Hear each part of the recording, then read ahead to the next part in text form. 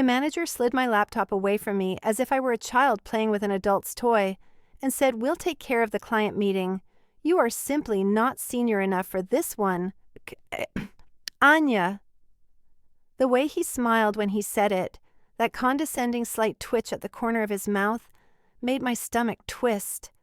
5 months of research, 3 weeks of sleepless nights, my vision, my plan, my slides, and now I was being erased. I nodded and swallowed the familiar lump in my throat, watching. Victor and Clara, who had not contributed a single thing to this proposal, walk into the conference room carrying my work as if it was theirs. They did not even bother to change the footer with my initials. I am Anya Sharma, Purakar, 34, and until today I thought I understood how the corporate world operated. Before I go on with this story that still makes my hands tremble every time I tell it, leave a comment below telling me where you are watching from, and subscribe if you have ever had someone steal credit for your work. Believe me, you will want to know how this turns out. 2 years ago, I joined Apex Solutions as a senior technical analyst. Not entry-level, not inexperienced. I arrived with 10 years of specialized experience in data infrastructure optimization, the kind of knowledge that at dinner parties makes most eyes glaze over, but when applied properly can save companies millions. It is not glamorous work, but the outcomes are priceless. No one ever warns you that as you ascend the corporate hierarchy, there comes a point when it no longer hinges on your abilities, but rather on which inner circle you belong to. I was clearly outside to Victor's Kalaisha circle. Victor I, our Vice President of Client Services, regularly played golf with our Chief Executive Officer. He always dressed in custom-made suits and had that distinguished silver fox charm that made the executive assistants blush. However, Victor Uors lacked any real grasp of technical infrastructure. That never stopped him from giving presentations on the subject. The Quantum Dynamics account, valued at $8,200,000, was not just any client. It was the client that could place our mid-size firm on the national stage, the one that would influence bonuses, promotions, and possibly even terminations.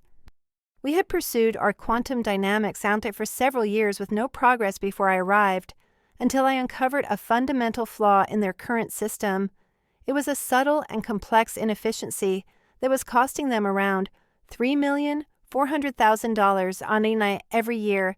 I discovered it hidden in their operational data, a type of issue you only detect after many years of learning what irregularities to look for.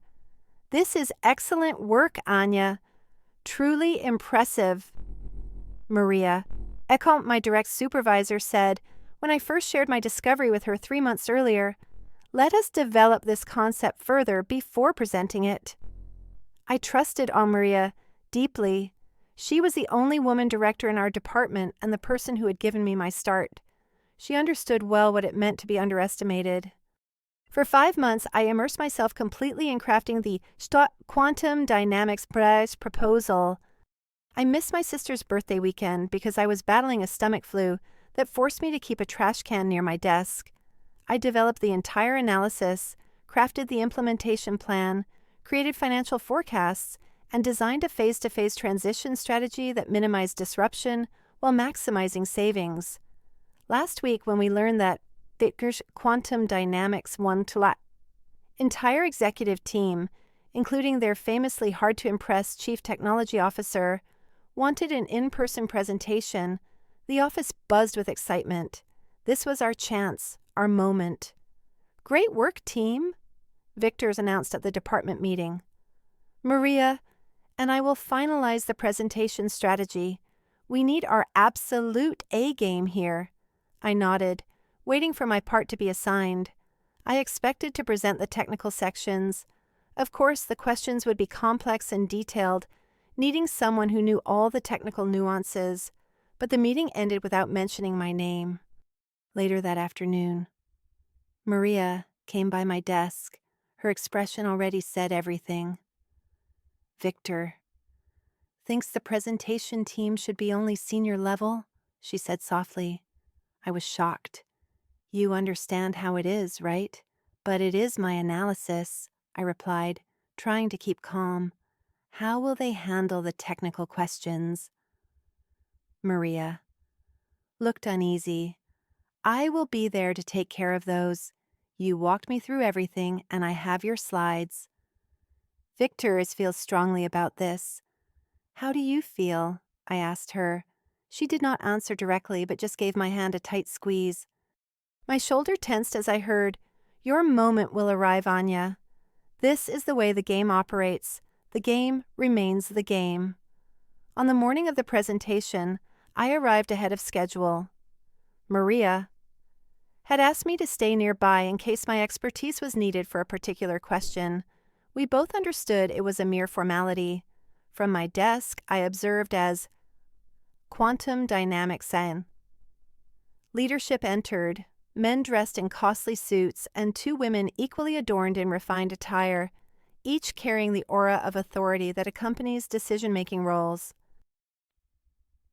Victor welcomed them in the lobby, displaying his practiced charm, while Maria stood just behind him, offering a polished smile. They all vanished into our largest conference room, the one enclosed by glass walls so everyone could watch but not overhear what transpired inside. My presentation, consisting of 64 slides showcasing my efforts, lay arranged in leather-bound folders embossed with the Apex logo. Not my name, never my name.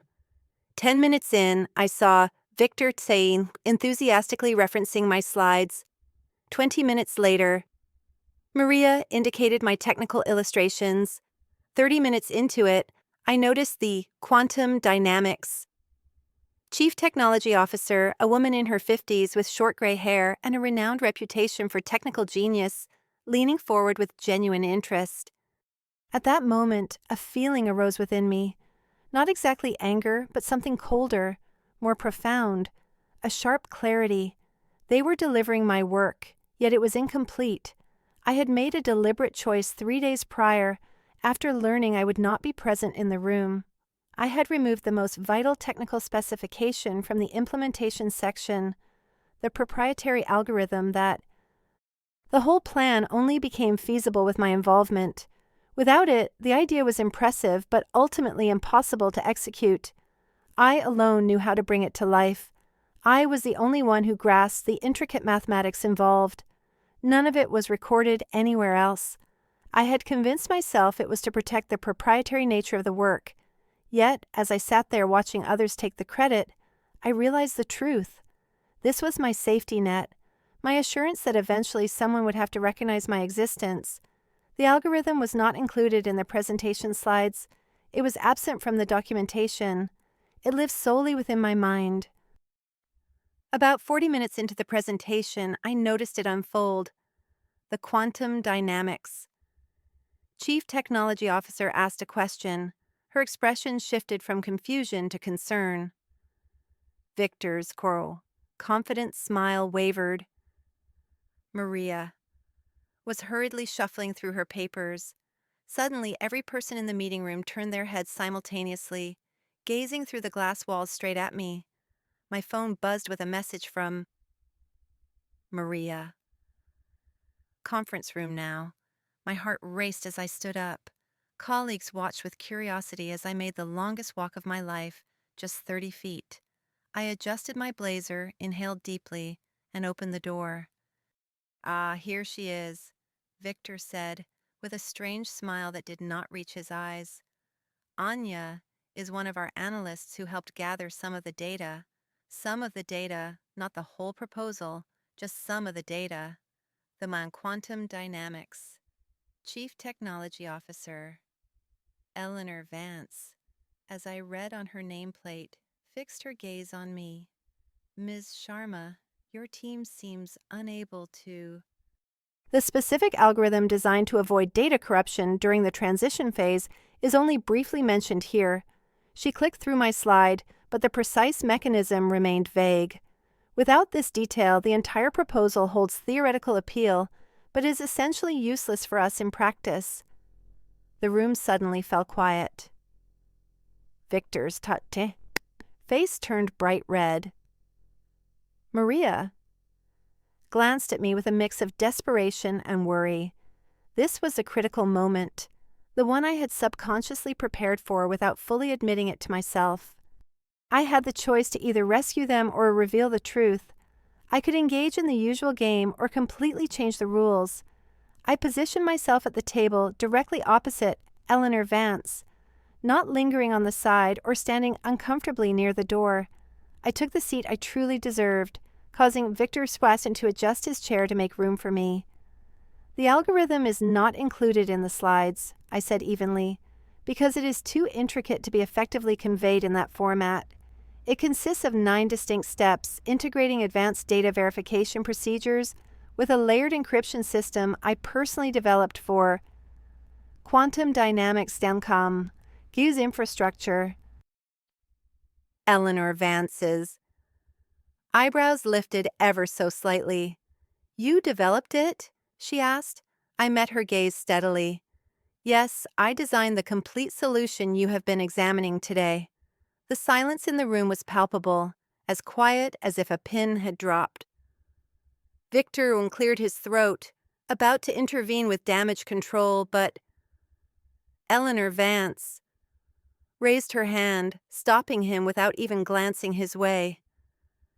"Perhaps," she said, still holding my gaze, "you should guide us through this algorithm, Miss Sharma." For the next 20 minutes, I described the technical essence of my solution. I sketched diagrams on the whiteboard and responded to progressively detailed questions from Eleanor's and her technical director. And with every answer, I noticed understanding growing in their eyes. At last, they were engaging with the person who truly grasped the issue. Victor and Ari. Maria sat in uneasy silence. They were unable to contribute or even follow some parts of our discussion. Their lack of knowledge, not exposed by any accusation from me, revealed itself plainly in the material they had previously presented. When I finished my explanation, Eleanor Vance reclined in her chair. "That clears up a lot," she said. She turned toward Victor with a coldness that made me want to smile. "Mr. Ivanov, I wonder why Miss Sharma was not included in this presentation from the start, since she is clearly the creator of the solution." Victor's contritious expression twisted into an awkward smile. "We appreciate all our team members, but usually have senior leadership handle client interactions of this scale. Experience has shown—" "In my experience," Eleanor interrupted, "the people actually doing the work often deliver the most insightful presentations." She then looked back at me. "Miss Sharma, if we proceed with Apex, would you be the implementation lead?" Before the Victor could respond for me, He said that was exactly what he expected. I could almost hear Victor grinding his teeth. Eleanor nodded with satisfaction. She said, "Good, because I have no interest in dealing with figureheads. I want to collaborate with those who truly understand our systems." The meeting ended soon after with handshakes and promises to continue the conversation. When the Quantum Dynamics Cairo team was leaving, Eleanor Vance handed me her card. "Not or Victor, not Maria, but me." She urged, "Contact me directly if you have more thoughts. I have several technical questions whenever you get a chance." The conference room door clicked shut behind them, leaving only Victor, Maria, and me. Silence filled the space for a few moments. Victor's jaw was clenched tightly, a vein pulsing on his forehead. Maria kept her gaze fixed on the table, avoiding my eyes. Finally, Victor hissed angrily, "What was that? You intentionally left important information out of the presentation materials." I met his stare calmly, explaining I focused only on what belonged in the slides and what needed a direct explanation. It was a professional judgment call. His voice grew louder before he stopped himself and looked around the glass walls. He snapped, "You made me look like a fool in there." I responded evenly, "I did my job. I solved Quantum dynamics as problem. Isn't that our purpose? Slamming his hand on the table. Victorin retorted, You think you're smart, right? You believe this stunt will help your career. I answered confidently, I think this stunt just saved the most important pitch in our company's history. My voice remained steady despite my heart racing wildly. Would you have preferred that I let you stumble through an answer you didn't have? Maria finally raised her eyes to meet mine. Anya, you should have warned us about the algorithm in advance. We might have had a chance to get ready. The sense of betrayal in her tone, as if I were the one who had done something wrong, made something inside me break. Get ready? How exactly? I asked, pulling together my notes. By having me draft the explanation so one of you could present it. Or maybe you would have allowed me in the meeting if you realized you couldn't manage without me. Neither responded. There was no need for them to. We all understood the truth. I stood up to leave, but Victor stepped in front of me. This is far from over, Anya. Not by any means. I met his gaze firmly. You are right about that. Walking back to my desk felt unreal. Coworkers glanced at me with inquisitive looks. They had no clear idea what had unfolded, but could sense the change in the room's energy. Power tends to shift the atmosphere around it. My computer chimed with a calendar notification. An emergency meeting with Human Resources and our Chief Executive Officer, set for 4:30 in the afternoon. The subject simply said, Conduct Review. That was how long it took. Victor tossed to organize opposition against me. I wasn't shocked. Hurt pride is dangerous, especially in men unaccustomed to being questioned. But I was no longer the person who had entered that conference room an hour earlier. Something had transformed and solidified inside me during those 3 hours. I spent countless hours recording every detail, every email where I kept the team updated on my progress, and every meeting where my contributions were recognized. I documented every instance where I had meticulously crafted parts of the proposal that Victor and Maria later presented as their own. I printed physical copies and saved digital versions to my personal email. At exactly 4:28 in the afternoon, I entered the Chief Executive Officer's office. Arthur Evans was there, joined by Victor, Maria, and Grace from Human Resources. Arthur had founded Apex from scratch 2 decades ago and was known for being strict yet just. I was about to put that reputation to the test. Take a seat, Anya, Arthur said, his expression unreadable. We need to talk about what happened today with quantum dynamics. I sat down, placing my folder filled with documentation on the table before me. Victor immediately spoke up. Arthur. She deliberately ruined the presentation. She withheld essential information to make the rest of us seem incapable. Arthur turned to me. Is that true, Anya? I took a deep breath and replied, What is true is that I developed the entire quantum dynamics Dantoire's proposal over 5 months. What is true is that 3 days ago I was told I was not senior enough to present my own work. What is true is that the algorithm involved is complex. It cannot be properly explained through slides. It required direct explanation from the person who created it. Victor started to interrupt, but Arthur raised his hand to stop him. Let her finish. I opened my folder containing every email, meeting note, and draft that proves my role as the main architect behind the Pourquoi Quantum Dynamics Picaldi proposal. I also possess documents confirming that neither Samuel's Victor Cohen's nor Cowan-Dorsch Maria made any substantial contributions to the technical solution or the strategic plan. They were presenting work they could not explain because they were not the creators. Grace. From Human Resources appeared uneasy, while Maria kept staring at her hands. Victor's face turned a disturbing shade of red. Are you threatening us? Victor demanded. I am simply stating facts, I responded calmly. The fact is, I identified the quantum dynamics mod's inefficiency, developed the solution, created the implementation plan, and today I saved the presentation when the questions became too technical for either of you to answer. Arthur leaned back in his chair, examining me with renewed interest. Why didn't you include the algorithm in the slides, Anya?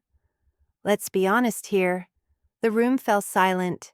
This was the critical moment because I knew that if I revealed everything, you would never understand what really happened in that room. I spoke quietly. After months of being overlooked and underestimated, I needed leverage. I needed evidence that my contribution mattered. Was it strategic? Yes. Was it wrong? I do not believe so. No one was harmed, and the client was impressed enough that I am confident we will secure the contract. Arthur's eyes narrowed slightly. That is quite a confession. It is the truth, I said. I am done playing games. Adieu, Victor seized the moment. She confessed to manipulating the situation. This is definitely a reason for immediate dismissal. Arthur, we cannot tolerate employees who deliberately sabotage leadership. Arthur raised his hand once more and looked at Grace. Has Eleanor Vance from Quantum Dynamics contacted us since the meeting ended? Grace nodded, clearly uneasy. Yes, she sent an email about 1 hour ago. She was very impressed by the proposal, especially, she glanced at me, acknowledging, Ms. Sharma's technical skills. She specifically asked that Anya serve as the main contact for all future implementation discussions. Victor's mouth opened and then closed. Arthur then turned back to me. So, Quantum Dynamics wants you in particular? Yes? And are you confident you can fulfill your promises? Absolutely. Arthur nodded slowly, then faced Victor and Sasaswat's Maria. Please leave us now. I need to talk with Anya privately. The expression of shocked betrayal on Victor's face almost made everything worth it. Almost. He stood up, adjusted his jacket with forced dignity. Arthur, I strongly recommend. Thank you, Victor. Arthur interrupted. We will continue this conversation tomorrow. After they left with Grace. Trailing behind, Arthur examined me quietly for a while. That was a risky move you made today, he eventually said. It wasn't a move to me, I replied. It was my career. He gave a slight nod. Fair enough, but you realize that deliberately hiding information, regardless of the result, raises serious doubts. I understand. Claiming credit for someone else's efforts also raises important issues, I argued, as does the deliberate exclusion of capable team members based on arbitrary ranks rather than their true skills. A faint smile flickered across his lips. You are not giving up, are you? He asked. No, I replied firmly. He leaned in closer. Here is what will happen, Anya. You will take charge of the Quantum Dynamics cost project because, frankly, we have no alternative. Eleanor Vance made that very clear. You will report straight to me on this assignment, not through Aswad or Victor Santante. If you fulfill your promises, if you secure that $8,200,000 contract and see it through successfully, then we will reconsider your future in the company. I nodded slowly, absorbing his words. And if I fail to deliver, then this talk will take a very different turn. His voice left no doubt about the consequences. Understood, I said. As I rose to leave, Arthur added, One more thing, Anya. The technical specifics behind the algorithm you created. Is there any documentation at all now? I smiled slightly. I will have it ready by tomorrow morning. Good, he responded, because although I value your strategic mind, I do not like being exposed to individual pressure points. Do not attempt that again. No reason to, I answered confidently. Once was sufficient if people were paying attention. The following 2 weeks blended triumph with solitude as news of what happened spread around the office, though the facts shifted depending on who told the tale. Victor purposely avoided me. Maria tried to offer an awkward apology over coffee, which felt more like damage control than true regret. She said, "I just want you to know I fought for you to be in that meeting." Without quite meeting my gaze, I answered, "But not hard enough." She winced. "It's complicated, Anya. You know how it is." I was beginning to understand exactly what she meant. Standing up, I said, "That is the problem. The only person who treated me fairly was Omar Kwankur from the development team. He came by my desk the day after the confrontation and simply said, 'About time someone called their bluff. Need any help with the quantum dynamics bar specifications?'" Omar turned into an unexpected ally while I prepared for the follow-up meeting with quantum dynamics. We put in long hours, perfecting the technical details and creating implementation schedules. I took careful notes on everything. No more power games as promised to Arthur. About 1 week after the first presentation, Eleanor Vance asked for a video call with me. It was not with Victor, nor with Maria, just me. "Ms. Sharma," she said as the call connected, "I have gone over your additional documentation. It is impressive work." I replied, "Thank you, and please call me Anya." She nodded and continued, "Anya, I will be straightforward. Quantum Dynamics is ready to proceed with Apex on this project, but has some requirements." "I'm listening," she explained. "First, we want you to be officially named as the project lead, not only within our team but also in the formal contract.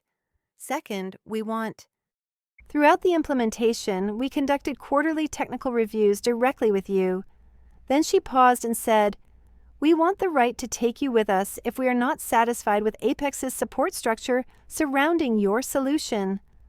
My heart raced as I thought, "Take me with you." "To be frank," she added, "we are impressed with your skills, but less so with how your company handled them. The solution you developed holds great value for us.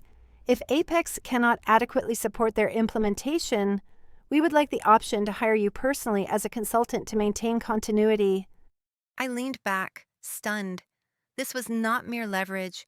This was a lifeline. "That is unusual," I managed to say. Eleanor smiled faintly and added, "So is finding someone who truly comprehends our infrastructure challenges. I recognize talent, Anya, and I protect my company's interests." After the call, I stayed at my desk, lost in thought for a while. Then I drafted an email to Arthur detailing quantum dynamics or conditions without editing or apologizing. I simply stated their terms clearly and awaited his response. His reply arrived within half an hour. It was 3 p.m. when I got to my office. Arthur was not alone. Jessica Thorne, the company's legal counsel, accompanied him. After introductions, Jessica said, "These terms are quite unusual. The clause allowing them the possibility to hire you away from us poses a serious risk." I asked, "For whom?" Arthur raised his eyebrows slightly. "For Apex, naturally." Jessica answered, "Because I could leave or because others might."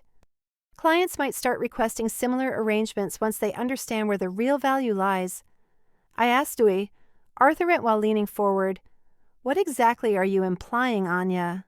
I replied, "Quantum dynamics has grasped something that Apex has overlooked. They acknowledge that technical expertise deserves direct access to clients and proper recognition. They are ready to formalize this in a contract because they appreciate what I contribute." I paused for a moment. The question remains, does Apex? Arthur and Jessica exchanged looks. Arthur said, "We appreciate all our employees." I interrupted, surprising even myself with my boldness. "Then prove it. Accept or quantum dynamics' conditions, and let's discuss what my real role at Apex should be moving forward." The ensuing 2 hours were the most intense negotiation of my life. By the end, we reached a consensus. I would stay as the appointed Quantum Dynamics Pascual project lead. I would be promoted to technical director, reporting straight to Arthur. And here came the part that almost made Jessica leave. I would get a percentage of the Quantum Dynamics Bononco contract's value as a performance bonus. Jessica warned as we wrapped up the terms, "This creates a risky precedent." Arthur responded, surprising me again, "It creates the proper precedent. We recognize and reward individuals who generate value." He looked at me with new respect and added, "Just be sure you deliver, Anya." "I will," I assured him. When I walked out of Arthur's office, I felt dizzy. Within 2 weeks, I had transformed from being overlooked to earning a promotion, a salary increase, and direct access to our chief executive officer, all because I had finally refused to tolerate injustice. The Monday after that, Arthur gathered everyone for a company-wide meeting to declare the Quantum Dynamics contract fully secured, a massive sum of $8,200,000. At the same time, he announced my elevation to technical director, along with my responsibility for leading the implementation team. I stood towards the back, observing Victor's reaction as Arthur commended my creative solution and technical guidance. His face remained emotionless, but his eyes blazed with barely hidden fury. Maria clapped politely, though her smile was forced. Once the meeting ended and the crowd began to disperse, Victor came over to me for the first time since our earlier disagreement. "Congratulations," he said, his tone sharp and bitter. "Quite the achievement you pulled off." I responded calmly, "It was not an achievement, Victor, but a correction." He leaned in, lowering his voice, warning me, "Do not get too comfortable. This company never forgets." I returned his gaze steadily. "So neither do I, and unlike certain others, I keep records, including this conversation." His eyes flickered in surprise, and I added, "My initial task as technical director will be reviewing all current projects for accurate recognition and credit. I believe, Arthur will be very interested to learn who is truly doing the work here and who only claims the praise." Victor stepped away silently. He looked at me as if I were a stranger, seeing me for the first time, and said, "This is far from finished." Yet his warning sounded weak and uncertain now. "You're right about that," I replied calmly. "It is only just getting started." Half a year later, I was sitting across from Eleanor Vance at Quantum Dynamics' headquarters, delivering the encouraging outcomes of the initial phase of our project. The anticipated savings had actually surpassed our projections by 7%. "I am impressed," Eleanor said to me. "Your team has fulfilled everything you assured us." The word team still felt foreign sometimes. After earning my promotion, I had assembled a technical implementation group from the ground up, recruiting Omar Impars and 3 other skilled analysts who had similarly been overlooked. We worked directly with clients with no middlemen or credit filtering. Victor Kiam eventually was moved to a special projects position, widely understood as a demotion. Maria had made clumsy efforts to show support once my reputation grew, but I kept our interactions strictly business. Some relationships cannot be repaired once destroyed. As for me, I evolved too. I voiced my opinions more in meetings. I demanded proper recognition from my team members. I guided junior women in the company, ensuring they understood their value from the start.